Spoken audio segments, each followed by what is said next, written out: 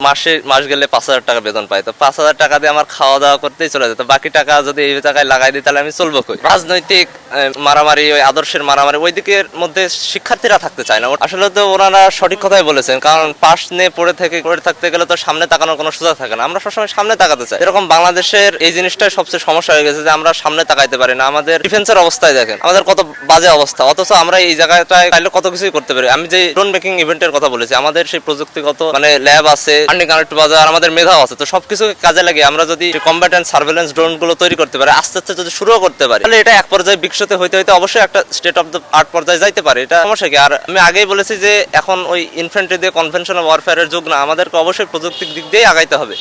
ওই রাজনৈতিক মারামারি, ওই আদর্শের মারামারি, ওই দিকের মধ্যে শিক্ষার্থীরা থাকতে চায় না। ওটা তো আপনারা রাজনীতি বা আন্দোলন যাই করবেন, আমি ওনাদের বলে আপনারা সহভাগে যাবেন। ক্যাম্পাস একটা শান্তির জায়গা, ক্যাম্পাসে শিক্ষার্থীরা যারা থাকতে চায় ওরা শান্তিতে থাকতে চায়, ঘুম থেকে উঠেই কেউ এসব ঝামেলার মধ্যে পড়তে চায় না। ঢাকা বিশ্ববিদ্যালয়ের ইতিহাসে সবচেয়ে বেশি প্রার্থী বা যার মধ্যে 19 জন জিএস প্রার্থী, আপনাকে কেন ভোট?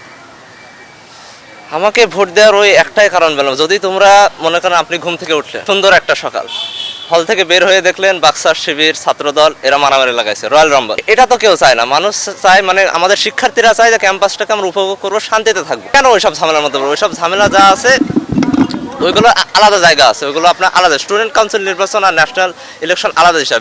আমাদের দেশের মানুষ যেটা মনে করে যে এখানে যেই দল নির্বাচিত হয়ে আসবে সেই মনে পরবর্তীতে সরকার গঠন করবে, না, বিষয়টা এমন না। ওনাদের যথার্থে আমি জানিয়ে দিই যে এখানে স্টুডেন্টরা স্টুডেন্টদেরই নির্বাচিত করবে। যেরকম আরেকটা কথা যে আমি সর্বপ্রথম একটা ছাত্র নেতার সর্বপ্রথম পরিচয় হওয়া উচিত সে একজন ছাত্র।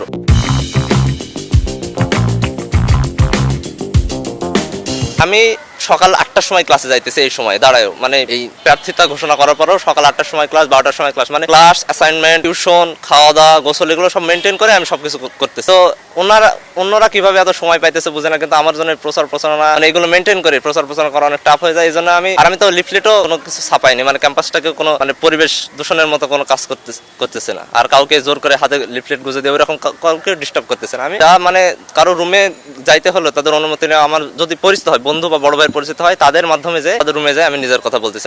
আমি কাউকে ডিস্টার্ব করতেছি না। ভোট দিলে তারা এমনিতেই দিবে, আমার ইশতেহার তো সবাই দেখছে, তারা তো ঢাবির স্টুডেন্ট, তারা তো বুঝবে কে ভালো কে, তাদের বুঝবে। বিজয়ের সমীকরণ কেমন দেখছে? বিজয়ের সমীকরণ আপাতত 50-50 দেখতেছে। সবই তো আল্লাহর, 100% তো আল্লাহ। তারপরে আমার চেষ্টা চালায় যাইতে হবে। আমার নারীদের ভোট একটু বাড়তেছে, তারা আস্তে আস্তে বুঝতে। আমি তো মেয়েদের হলে তো ছেলেরা যাইতে পারে না। তো এটা হয় কি, ফ্রেন্ডদের কানেকশনে বা ছোট ভাই বোন, এলাকার আপু, এদের কানেকশনে আস্তে আস্তে তাদের বুঝাইতে হয়। আর মিডিয়ায় যে আপনারা আমার প্রচারণা করে দিচ্ছেন ফ্রিতে, আমি তো কিন্তু ইনভেস্টমেন্ট কিছুই করিনি। আমার কোনো প্রচারণা টাকা দিয়ে যেটা লিফলেট এগুলো আল্লাহ করে দিচ্ছে, আপনারা করে দিচ্ছেন। এভাবে চলবে, আল্লাহ যতদূর নিয়ে যায় আমি চলবো। আচ্ছা, একটা স্টুডেন্ট এত টাকা কই পায়? আমি তো মাস গেলে 5,000 টাকা বেতন পাই, তো 5,000 টাকা দিয়ে আমার খাওয়া দাওয়া করতেই চলে যেত। বাকি টাকা যদি এই টাকায় লাগাই দিই তাহলে আমি চলবো কই? তো এসবের দরকার নাই। আর এগুলো করা মানেই তো কেউ যদি ইনভেস্টমেন্ট করে, আমি বলছি কেউ যদি ইনভেস্টমেন্ট করে সে লাভের আশায় আসে। আমি তো এখানে কোনো লাভের আশায় আসে না। আর আমার যেই পদটা, জিএস পদটা, এটা পুরো একটা দাপ্তরিক পদ। গঠনতন্ত্রে বলা আছে the general secretary shall also be the secretary of the executive committee. তো যে নির্বাহী কমিটির প্রধান হয়ে নির্বাহী কমিটি যতগুলো দিবে, সেই সদস্যগুলো দিয়ে একটা কমিটি বানাবে, সেই সদস্যগুলো যে কমিটি বানাইছে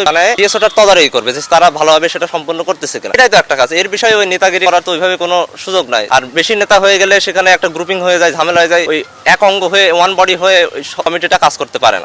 আপনি দেখেন আমার কেউ প্রেশার দিচ্ছে, ফিল দিচ্ছে, আমি সবচেয়ে রিল্যাক্সে আছি, আমি সবচেয়ে রিল্যাক্স ক্যান্ডিডেট। দেখেন এখানে ক্যাম্পাসে কি সবাই আমার মতো শান্তিপ্রিয় লোক? সবাই তো না, কেউ আদর্শের রাজনীতি করে, কেউ অন্যরকম লোক, অনেক কিছু লোক আছে এখানে, অনেক সমীকরণ আছে। আর এটার ডাইরেক্ট রিসার্চ তো কেউ করেনি। আপনারা তো সবাইকে একটা কাগজ দিয়ে বলেন যে আপনি এই আদর্শের লোক বা এইরকম লোক, একটা টিক টিক মারেন। এভাবে যদি হইতো তাহলে একটা পার্সেন্টেজ করে হিসাব হইতো, তারপরে আপনারা আমাকে বলে দিতে পারতেন।